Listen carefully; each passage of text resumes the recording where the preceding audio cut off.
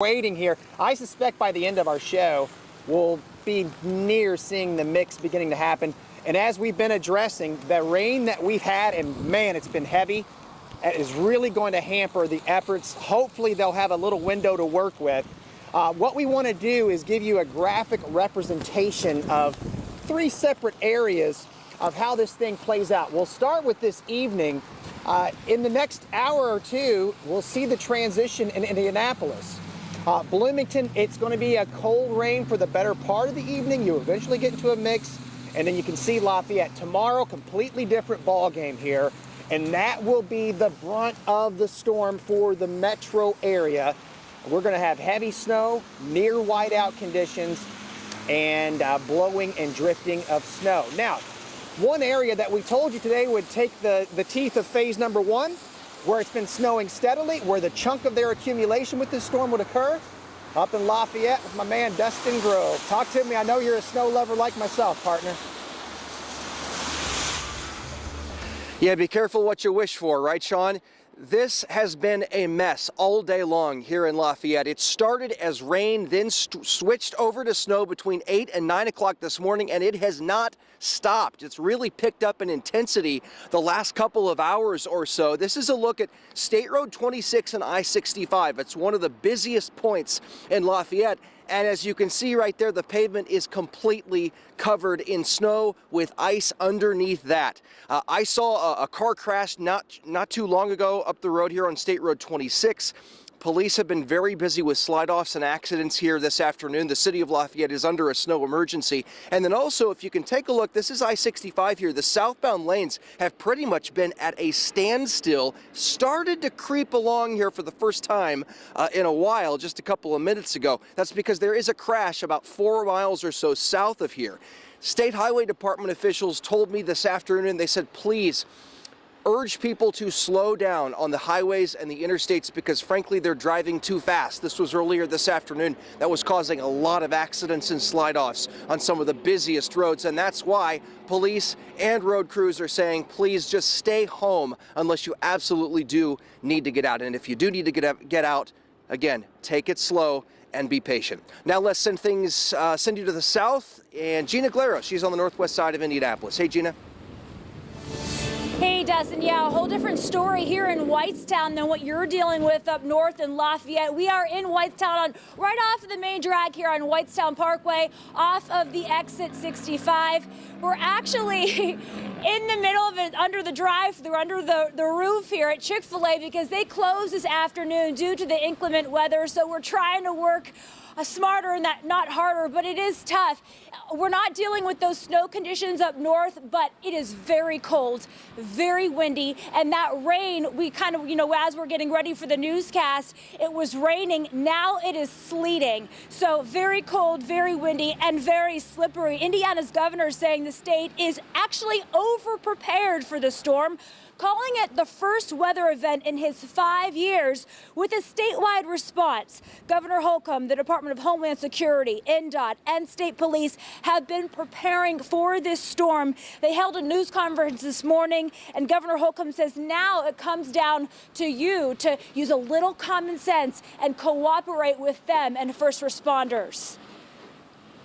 They're risking their safety too, so that you can remain safe. So give them the proper space. And again, that just goes back to that patience. Now, the governor reminds you not to bring generators inside your home. That is not safe. Check on your neighbors, especially if you have some elderly neighbors. And if you do get into an accident, state police say to stay in your car. Do not get out because another car could slide into you. There you saw another snow plow truck. Some first responders kind of waiting at that marathon across from us, just in preparation here. Now, NDOT has been preparing since the early morning hours with several days of work ahead of them. And that's where we're going to find Sierra. She's been with that NDOT this morning, and she's getting a firsthand look at some of those conditions. Sierra.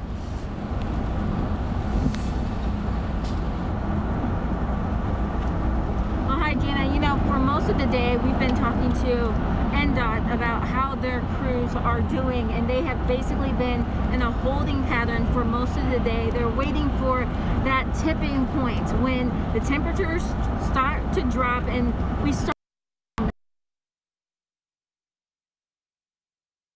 Now we are on 465, and at this hour we are seeing vehicles on the road, not seeing a ton of traffic, and that's really what NDOT wants this. They're saying once their drivers are out on the roads, they are going to need. We have called in transfer drivers. We've called in everyone we need to. We have a full staff. Actually, across the state, we have around 1,500 people ready.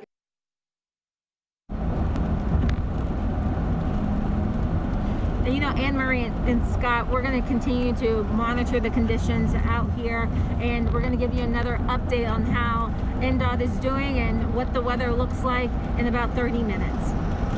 Yara, thanks so much. Our crew's giving us a great vantage point tonight, Fanda, around central Indiana, seeing these conditions live. Absolutely. And we had a little bit of a technical difficulty there. If you didn't hear what Sierra was saying, she was saying that the drivers reported in at midnight for 12-hour shifts, and they've got 50 trucks now with NDOT that are out across the roads in central Indiana right now. Of course, they want you to stay away from those trucks. Don't follow too closely behind them, because you think, oh, that's where the road is going to be clear.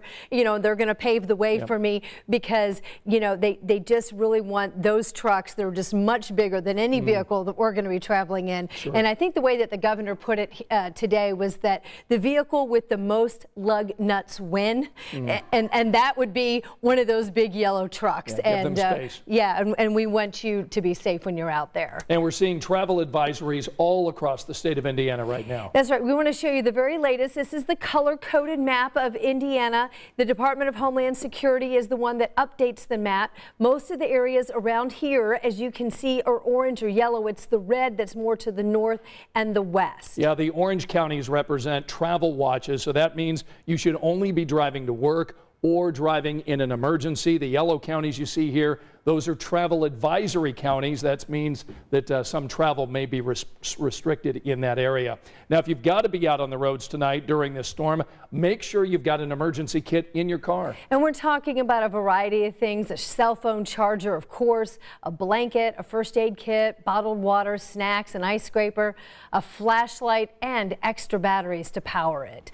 And what a contrast we're seeing in the conditions right now, north to south in central Indiana. Yeah, you've seen our crews to the north bundled up talking about snow. We've got Jenny Runovich live in Johnson County, where it's basically just been raining most of the day, right, Jenny? It has, Scott. We haven't seen the brunt of the storm here in Franklin.